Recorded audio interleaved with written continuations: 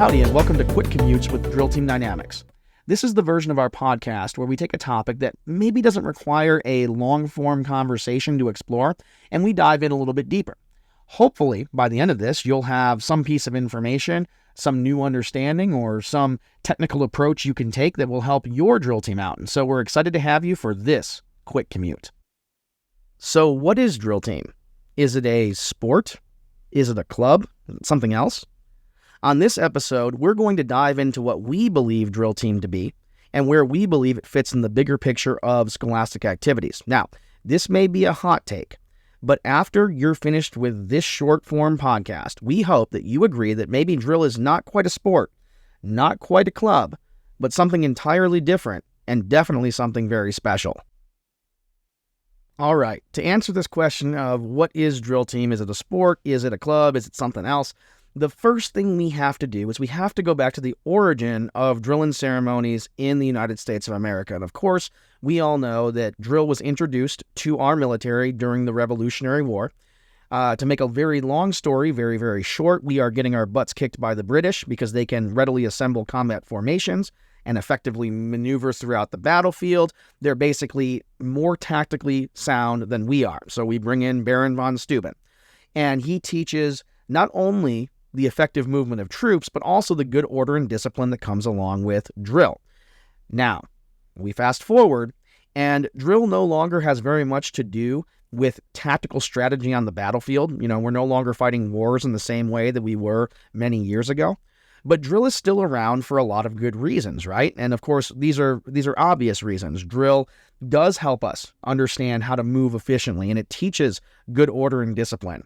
It instills leadership and it instills followership. It helps individuals learn to readily hear and obey commands. It has all this functional, tactical value to the military, and that's why, by and large, it still hasn't completely been removed. Maybe it's been backscaled a little bit, but it hasn't been removed from the basic training experiences of any of the branches of service, right?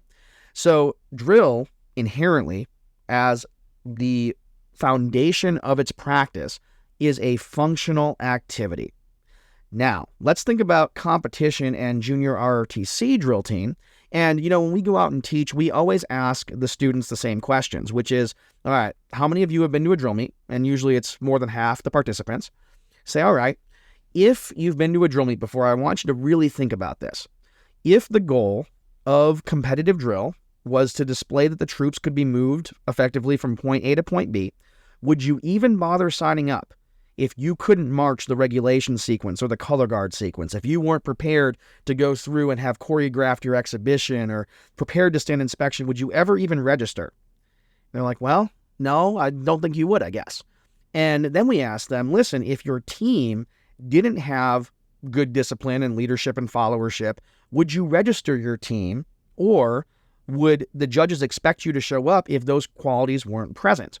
And everyone thinks about it for a second. They're like, well, no. I said, and have you ever been to a drill competition where, when concerning the arm swing, have you ever seen a judge pull out a tape measure on the floor and measure 6 to the front, 3 to the rear, 6 to the front, 3 to the rear? Have you ever seen them pull out a pace stick like they have in European drill and pace off a 30-inch step next to the team to make sure it's absolutely mathematically perfect? And everyone's like, well, of course not. We've never seen that before, and we probably never will. And so what this means, if we think about this logically, is that competitive junior ROTC drill, the way that it exists today, is not functional.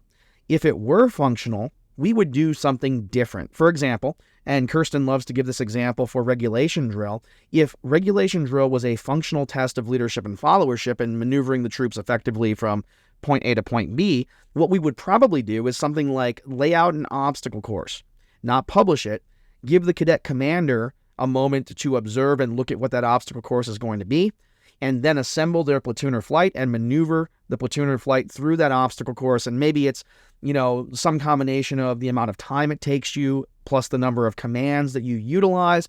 You know, maybe you have time penalties when you hit a boundary, or you have to give excess, commands in a particular location.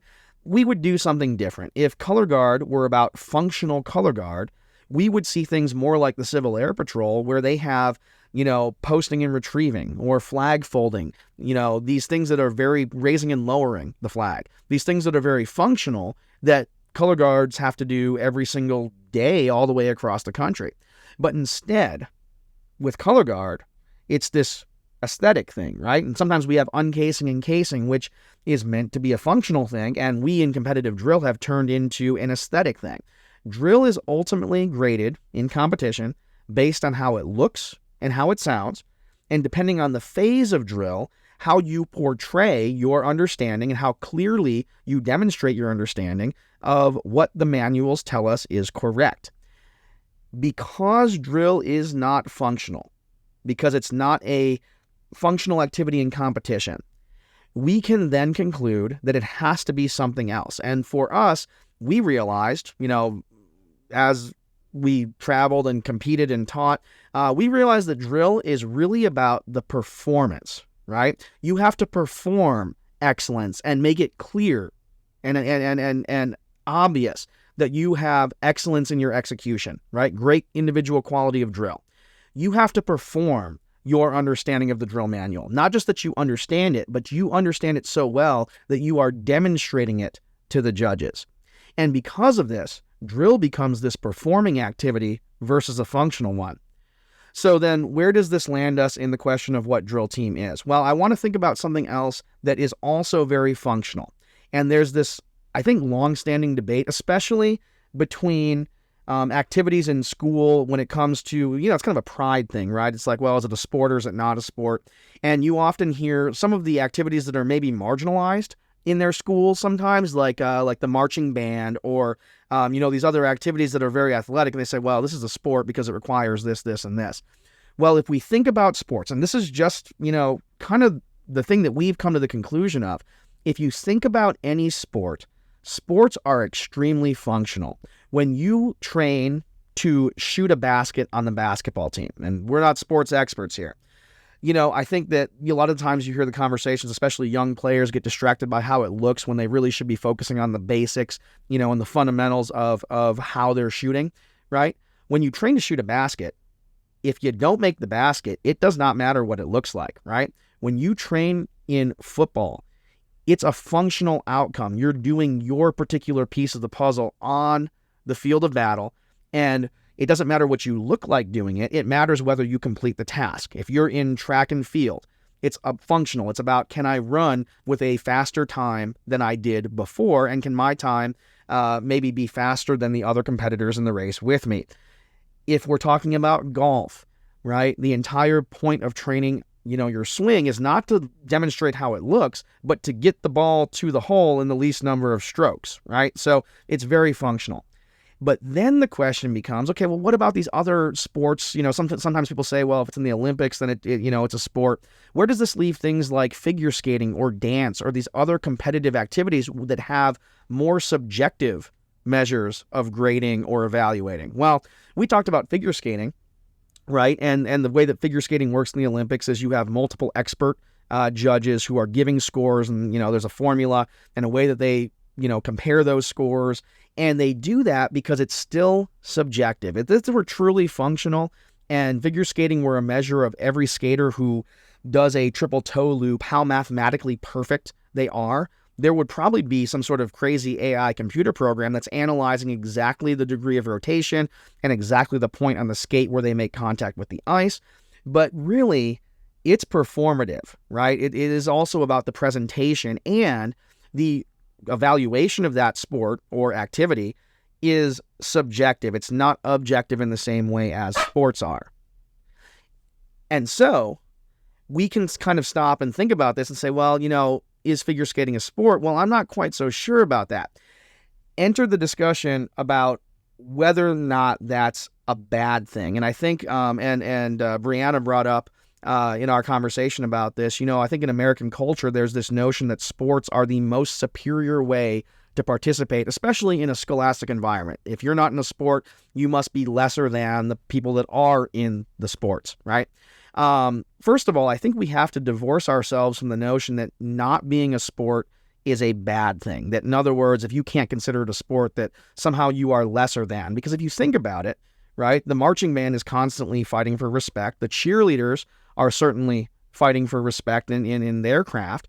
And I think that if we start from the premise that not being a sport isn't the worst thing that could possibly happen to you, then we can have a healthy conversation about what these activities, with their performative and subjective outputs, their aesthetic value, right? What these things really are. Well, for us, drill is very, very much a performing art. Now, sounds kind of hokey, sounds kind of hippy-dippy, so let me unpack this just briefly for you. Performing arts, right, are inherently about the output, the aesthetic output. What does it look like? And I want you to think about some like activities. For example, I want you to think about theater, right? In the theater, the whole goal is to put on the play production, let's say, for the school, and there's lots and lots of hard work involved. Sometimes there's lots of athleticism and physicality involved. But at the end of the day, the output is a performance that an audience intakes and then can, make their valid judgment about, whether they like it or whether it was quality, what have you. In the same way, we can think about drillers being actors. Let's talk about regulation drill. And your part of the script is to perfectly portray what it would look like for a soldier, sailor, airman, marine, or guardian whose job was to do nothing but by the book, regulation, D&C. Your part is to portray that to your judges. And so if we think about drill being a performing art, then a lot of other things become true as well, right? Being a performing art would change how we think about practice, which is probably a topic for a completely different podcast. It would change the way that we think about, how do we prepare and how do we perform, and what our process is in getting to that final presentation at the competition. We would do things that performing arts do. We would have a period where we're learning the skills and then where we're refining those skills. And then, unlike almost anything else, we would have a period where we're rehearsing as if we are going to perform those skills to develop that comfort. So, for us, because of that aesthetic output, right, and because of its similarity to other like activities, drill in our world very much is a performing art. And we're not alone. When you look at where junior ROTC tends to be housed within the scholastic systems across the country, you find a couple of things are true. Some programs are free floating. They fall in with electives, and they are kind of off in this separate category of all the things that we can't categorize as sports or academics. They go in this pool. Well, very interestingly, the same schools who categorize JROTC that way tend to categorize their music programs and their arts programs and, their theater department in similar ways. Some junior ROTC programs are housed under their career and technical departments, right? They fall in with things like shop and with very practical, career-driven sort of things. And this makes a lot of sense for junior ROTC in terms of the on-the-job hard and soft skills that will help you succeed past your time in high school. But then, very interestingly, there are a contingent of junior ROTC programs where one of two things is true. Either the junior ROTC as a whole is housed under the fine arts department because the output that the school district sees is the color guard at the school board meeting and the drill team at the pep rally and the cadet corps marching in the parade. And because the output looks so very much like the theater department or the music department or the dance and other, athletic performance departments, it winds up under the fine arts department. Even more so, and this is, kind of where we see that drill can survive and thrive, right? If you are going to offer your students a period, whether it's a junior RTC period where you work with the counselors to get your drill team members in the same class period so they can continue to practice, or, as many programs have done across the country, get drill team to be a separate junior ROTC elective where they're actually receiving credit just for the drill team. The only way that we have seen this to be feasible is to take drill team. And I want you to really think about this. Drill team is coordinated movement. Drill team is an appreciation of history across a couple of different genres of movement like regulation drill, exhibition drill, color guard, and inspection. Drill is inherently athletic. There is nothing unathletic about it. And so we're looking at things like, how do we coordinate muscle groups? And because we do have a competitive aspect, we're also looking at sportsmanship. How do I have good teamwork and camaraderie? How do I have a healthy relationship to competition? And if you had to pin down where these academic standards come from, and you were to look at the dance and fine art standards and the physical education standards, you would find that drill team falls perfectly into both of those categories, favoring the dance and fine art standards. Replace ballet with Air Force manual regulation drill, right? So drill fits in really, really well and can be academically viable as a fine art because it's already meeting the academic standards that have been set forth by every single state when they offer classes in dance, when they offer classes that are physical in nature and provide PE credit, but maybe have a different, bent or a different take on it. And so the way that we really see drill team surviving and the way that many programs have succeeded in getting the legitimacy put onto their drill teams to where students can receive credit in school for the hard work that they're doing is by looking at it through the lens of a performing art. I think there's a very, very high bar for most junior ROTC programs and most drill teams to get it qualified as a sport. One of the many tactics that we hear is like, and it's a great one, is to get your drill team cadets a varsity letter for participation.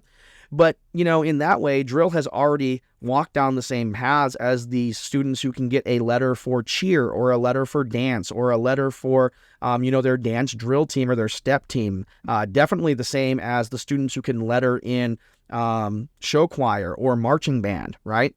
So because there is this high hurdle to getting anyone outside of junior ROTC to consider it a sport, you really, really have to go above and beyond on the physical side. And in 2023, I think that reality for most programs is kind of a foregone conclusion because of practice hours and all these other things that we could talk about. Getting anyone to believe that what we do is a sport's a pretty tall order, but getting them to believe that it is a military performing art, a martial art even, if you will, is not a tall order whatsoever. If anyone looks at an exhibition routine and sees the level of excellence and coordination and physicality, they look at that and go, wow, I recognize that level of excellence and what's happening there, right? So for all these reasons, if we had to, categorize drill in the school system as we know it today, and where do we think it's going to succeed most, and how would we succeed most if we viewed it like this, viewing it as a performing art, an athletic performing art, because no one accuses a ballet dancer of not being athletic. No one accuses the marching band of not putting in the athletic work, to perform their field shows, right? To have this athletic performing arts view of the activity is probably the place where we can see the most gains and the most recognition from the school. And at the end of the day, what we really want, and I think what we all want together, is for this activity to receive and be looked at with the legitimacy that honors the work of its participants. And that's why we feel the best way to think about drill, the best way to present it to our schools and maybe to our administrators, the best way to get it as a class period that truly will help you and improve your performance level for all your students. The best way to do that is to think about drill as a performing art.